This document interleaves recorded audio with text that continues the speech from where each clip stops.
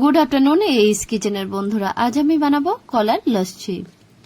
গরমের দিনে ঠান্ডা ঠান্ডা লস্যি খেতে কিন্তু প্রত্যেকেরই ভালো লাগে, তাই আজ আমি বানাচ্ছি কলার লস্যি।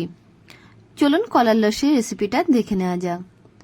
কলার লস্যি বানানোর জন্য এখানে আমি নিয়েছি 2টো পাকা কলা, 1 লিটার দুধ, 1 বাটি টক দই আর কিছু ড্রাই ফ্রুটস, কাজু, আমন্ড, পেস্তা আর সাথে নিয়ে নেব খেজুর।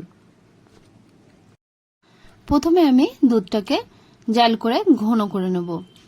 দেখুন একটা কড়াইয়ের মধ্যে দুধগুলো সব দিয়ে দেবো, আর দুধের মধ্যে দিয়ে দিচ্ছি 3টে গরম মশলা ফাটিয়ে দিয়ে দেবো আর 2টো তেজপাতা। দুধটা মিনিট 10 থেকে 15 মিনিট ধরে ভালো করে জাল করে নেব। দুধটা অনেকটাই ঘন হয়ে গেছে, এবার এই পর্যায়ে তেজপাতা এবং গরম মশলাগুলো তুলে নেব। এদিকে আমি কলা দুটোকে ভালোভাবে পেস্ট করে নেব। দেখুন একটা ব্লেন্ডার জারের মধ্যে কলা দুটো পিস করে নিচ্ছি, নিয়ে দিয়ে দেবো, আর কলার সাথে দিয়ে দেবো ড্রাই ফ্রুটসগুলো।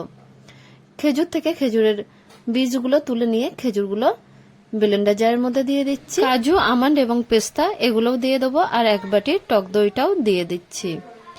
সবগুলো একসাথে বেশ ভালোভাবে ব্লেন্ড করে নেব। অল্প অল্প করে ঘন দুধটা দিয়ে আবারও ব্লেন্ড করে নিচ্ছি।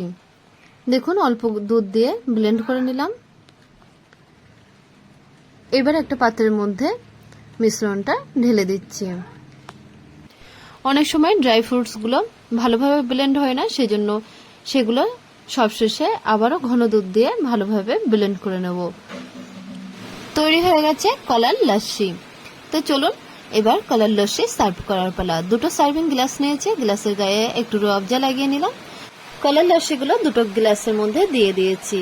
এবার 2 থেকে 3টে করে আইস কিউব দিয়ে দেবো, আর ঘরের তৈরি মালাই দিয়ে দিচ্ছি গার্নিশিং এর জন্য। আর দিয়ে দেবো কাজু বাদাম, আমন্ড এবং পেস্তা, এইগুলো সব একসাথে ছোট করে কেটে নিয়ে দিয়ে দিচ্ছি।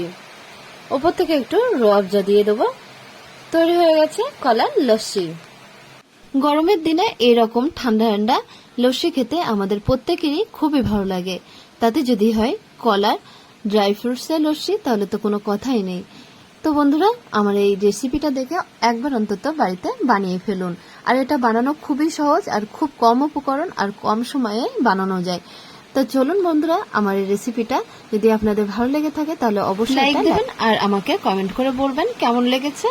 আর চ্যানেলটিকে যদি সাবস্ক্রাইব করা না থাকে তাহলে অবশ্যই সাবস্ক্রাইব করার অনুরোধ রইল।